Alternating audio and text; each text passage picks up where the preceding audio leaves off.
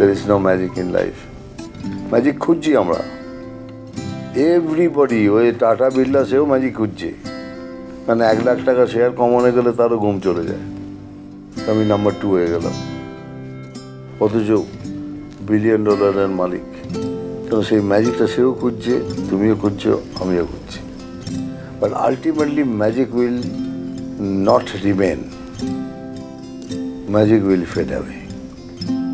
সেই জন্য যে জীবন ধীরে ধীরে